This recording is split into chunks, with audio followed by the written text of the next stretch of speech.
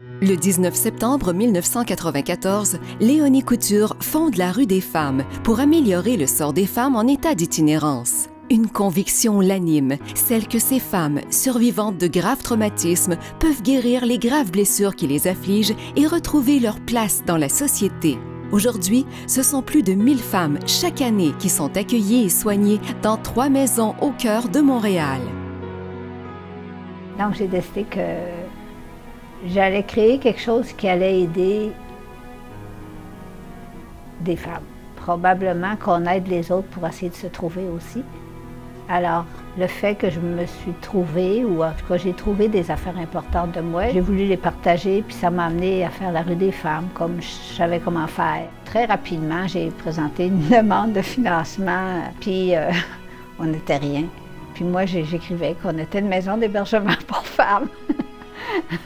Je le savais, on ne l'était pas, mais pour moi, c'était ça qu'on allait être. Parce que moi, je disais, nous, je veux que tout se passe sous un même toit, le centre de jour, puis l'hébergement, puis il faut que ça arrête, que les femmes, les personnes soient obligées de courir d'un bord puis de l'autre pour être aidées.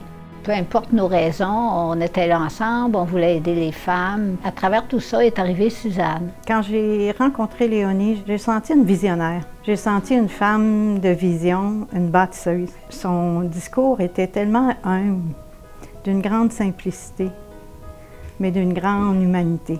Elle avait sa façon à elle de nous parler de la souffrance des femmes, de comprendre en profondeur les difficultés humaines, et de non-jugement, d'accueil de ce qui est là. Quand on a commencé dans notre local, qu'on avait eu grâce à une femme, justement, une participante, que j'avais rencontrée dans pour la marche du Pain des Roses, puis qui m'avait dit « Oh, je connais quelqu'un, il y a un grand local, probablement qu'ils vont t'aider. » Alors ça, ce quelqu'un, c'était Lucia Kowaluk, une grande dame qui était importante pour tout ce départ-là. Alors, on a eu le local. J'étais tellement fière de notre place. Pourtant, c'était bien simple, c'était bien modeste. On avait récupéré les vieux meubles qui étaient là, mais ça fait rien. J'étais tellement fière de mon local, de ce qu'on faisait là. Les grandes étapes, selon ce que je vois, c'est que ça s'est fait, ces étapes-là, autour d'un thème qui était le développement.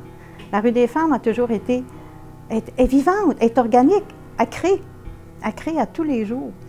Et donc, les grandes étapes, ça a été, je me souviens, à un moment donné, on n'avait plus de subventions. 3 d'entre nous avons décidé de continuer bénévolement. Un jour, on avait fait une demande à la Fondation EJLB et puis Mme Laubert a décidé de nous envoyer 25 000 $.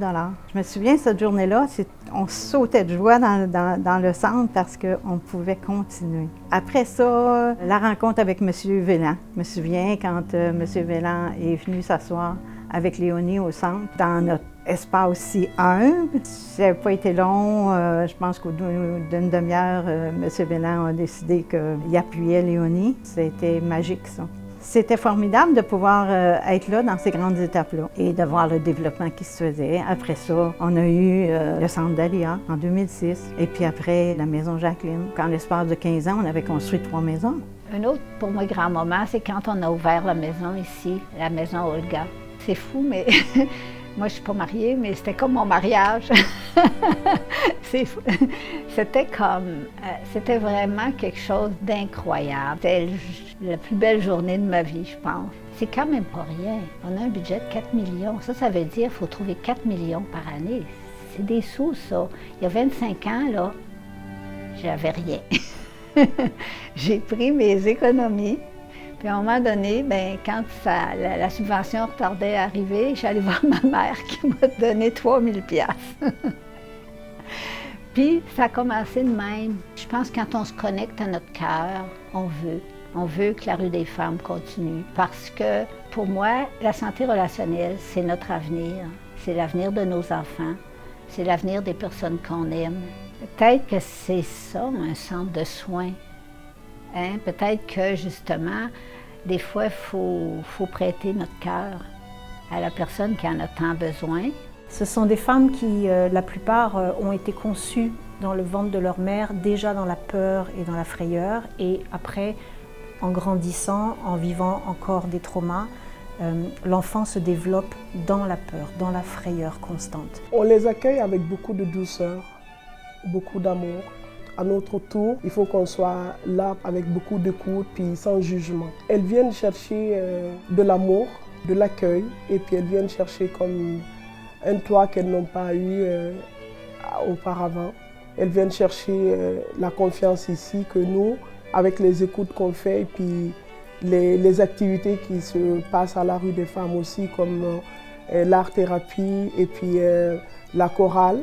Elles viennent chercher une meilleure vie qu'elles n'ont pas eue auparavant. Donc, la rue des femmes, en fait, agit un petit peu comme cet espace-là de famille, de lieu où on sait que on peut toujours retourner quand on n'a plus rien. Quand j'arrivais ici, j'étais tellement fatiguée. Donc, je leur dis merci. Oui, c'est le cadeau de la vie, là, je peux vous dire. Mais moi, le plus gros cadeau de ma vie, ça a été Léonie. Her street was special for me, especially having to go to the various choir activities, to go see special people who gave the donation, and having to even sing at the person's place, which made me feel good. On peut encore innover, on est très novatrice. Alors, il nous faut les sous, le soutien, puis on va mener la rue des femmes là où elle doit aller. Quelque chose qui va faire qu'on va devenir en tout cas, le résultat va être un modèle pour les autres centres. Et pour moi, dans le fond, c'est ça que je voulais en partant. Mais moi, je me plais à dire que à 25 ans, on devient une femme. Et la rue des femmes est rendue là. C'est l'âge de la maternité. Quand on devient maman, on peut se permettre d'apprendre aux autres. Donc je pense qu'on est rendu là à pouvoir apprendre aux autres notre expertise, notre philosophie, qui est totalement nouvelle et prometteuse et qui va changer la donne en médecine aussi. J'aimerais qu'on ait un centre juste de santé relationnelle, qu'on peut faire des ateliers. Oui, j'aimerais ça. C'est ça que je souhaite à la rue des femmes. Puis surtout de continuer à m'aimer. Pour moi, la rue des femmes, peut-être que c'est ça, c'est qu'elle va peut-être ajouter quelque chose à cette grande université de connaissances dont nous avons besoin, les humains. Dans la vie, ce qu'on a, si on le garde comme ça, c'est bien, oui, on le garde, mais nos mains sont fermées pour accueillir autre chose. Mais si on fait ça, on risque de le perdre, mais on accueille plein d'autres choses. We don't want this place to close because it's a good place. Donc, si on veut investir quelque part, c'est là qu'il faut le faire. C'est dans l'humain, dans la santé relationnelle.